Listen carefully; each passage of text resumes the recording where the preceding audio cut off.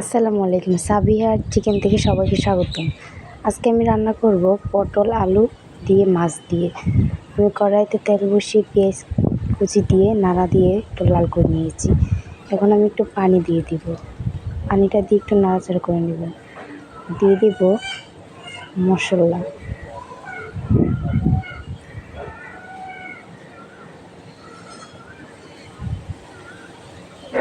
দিয়ে দিলাম 1 চা চামচ লবণের গুঁড়া।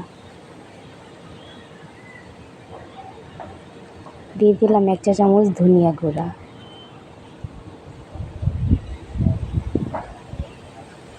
1 চা চামচ হলুদের গুঁড়া, 1 চা চামচ মরিচের গুঁড়া।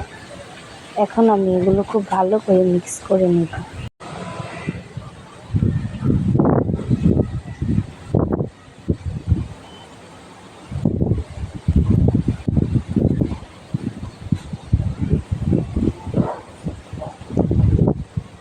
মশলাটা কষিয়ে আসা পর্যন্ত আমি অপেক্ষা করব।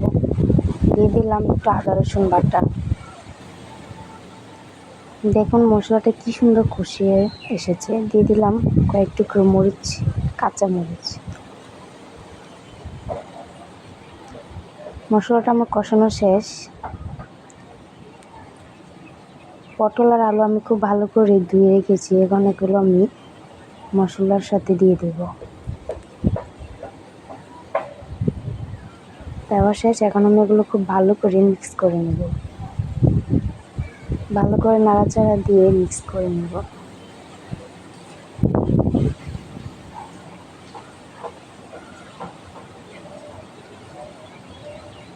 দেখুন আমার মিক্স করা হয়ে গেছে। এখন আমি এটাকে ঢেকে দেব। ঢেকে দেওয়ার পর কিছুক্ষণ পর আমি ঢাকনা উঠিয়ে দিয়ে দিব টমেটো কুচি।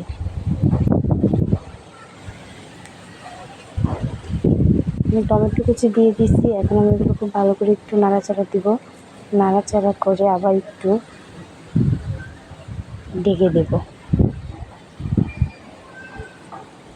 আমি ঢেকে একটু অপেক্ষা করার পর আবার উঠিয়ে একটু পানি দিয়ে দেব কষানোর জন্য। একটু পানি দিয়ে আমি নাড়াচাড়া করে নিলাম। এখন আমি আবার ঢেকে দেব।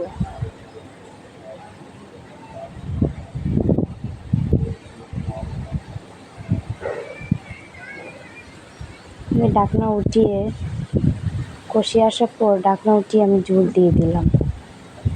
আপনারা পরিমাণ মতো ঝোল দিবেন। যতটুকু তরকারি নেবেন ততটুকু অনুযায়ী ঝোল দেবেন।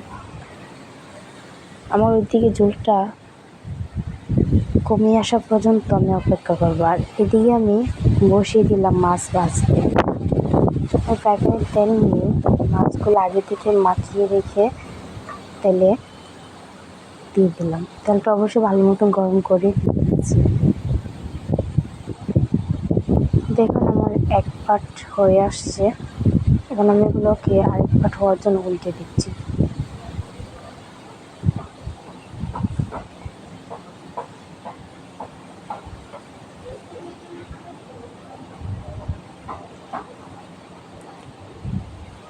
দেখুন আমি মাছগুলো ভাজা হয়ে গেছে, এই জন্য আমি মাছগুলো তরকারিতে দিয়ে দিলাম।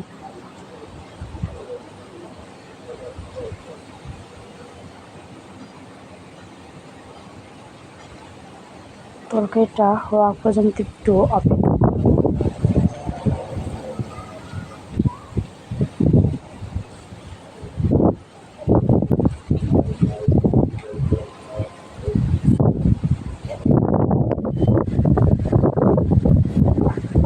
তরকারিটা হতে হতে আমি একটু আপনাদেরকে বাহিরটাও একটু ঘুরিয়ে দেখালাম, একটু শেয়ার করলাম। যেখানে রান্না করলাম সেখানটা একটু শেয়ার করলাম আপনাদের সাথে। অবশ্য বাতাসটা খুবই ভালো ছিল। দেখুন আমার তরকারিটা প্রায় হয়ে এসেছে এবং হয়ে গেছে। আমি এখন একটু সার্ভ করব। দেখুন কি সুন্দর তরকারি। আপনারা চাইলে এভাবে রান্না করে খেতে পারেন। ঘরে যদি কোনো তরকারি না থাকে, যদি পটল থাকে, এভাবে মাছ দিয়ে কিন্তু খুব সুন্দর করে রান্না করে খেতে পারবেন। তাহলে এই তরকারিটা এভাবে রান্না করলে সাথে আর কিছুই লাগবে না। আপনাদের যদি আমাদের রান্নাটা ভালো লাগে আমাকে একটা সাবস্ক্রাইব এবং লাইক দিয়ে যাবেন। কোন বেলেতে একটা